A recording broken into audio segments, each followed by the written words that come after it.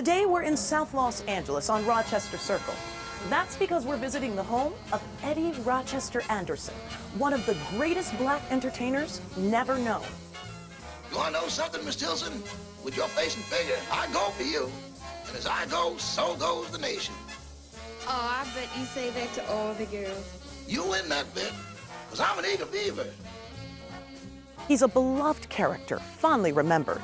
But for a younger generation, he's a virtual unknown, which is incredible considering the fact he's the first black character to hold a regular role on radio in radio's golden age.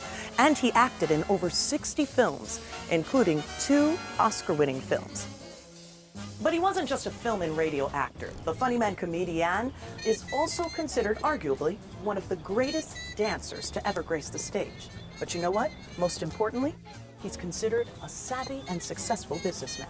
Rochester, as he was affectionately known, was one of the first black millionaires in the 1930s, no less, only preceded by the likes of Madam C.J. Walker. And he was a successful real estate mogul. In fact, Eddie Rochester Anderson built this mansion in the late 1930s and early 1940s. He asked, before he died in 1977, that this property be used to serve the South Los Angeles community. Let's go talk to his son.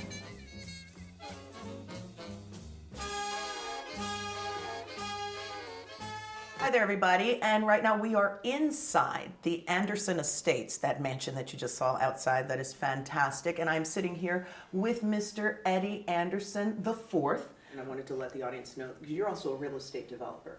And one thing I learned being around here is that you not only help people transition from homelessness and drug and alcohol addiction and other things, but you brought them through the program where they ended up having their own places and renting, to giving them a skill set, to some of them even graduating to become homeowners and business owners themselves. So I wanted you to just tell a little bit about that.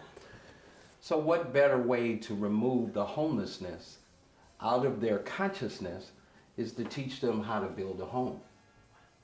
So I said, you know what? I think homelessness and a whole lot of other things is a state of mind. So I said, what if I teach somebody how to build homes? Could they ever go back to being homeless again if I built a home in your head? And I found out to be true. I mean, there are a lot of people that went through my program who learned how to build. They are now contractors, electricians, plumbers, designers. Not only that, administrative work. Everything that played a part in building homes. And I see them with their family just driving by and pointing like, this is where I come from. This is my home now. And also you have to have a family unit, a family structure where everybody feels like they're a family, because love is definitely a major component. So I didn't put myself above anybody. I was right in there with them. You know, when we were building houses, hey, I was wearing the gear, I was wearing the hammer, I was wearing the tape measure, the hard hat. I mean, we got down, we played even sports together. You get what I mean? That made me very, very successful. My numbers were very high.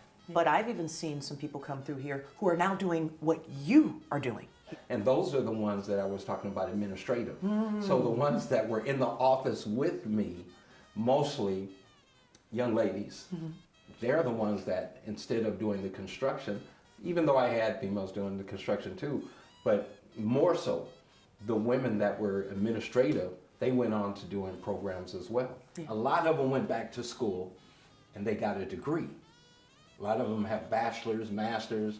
I've even got a few that went back to get their doctorate. I had probably, I'm gonna say close to a 15-year run. Wow. And how many people would you say came through your program?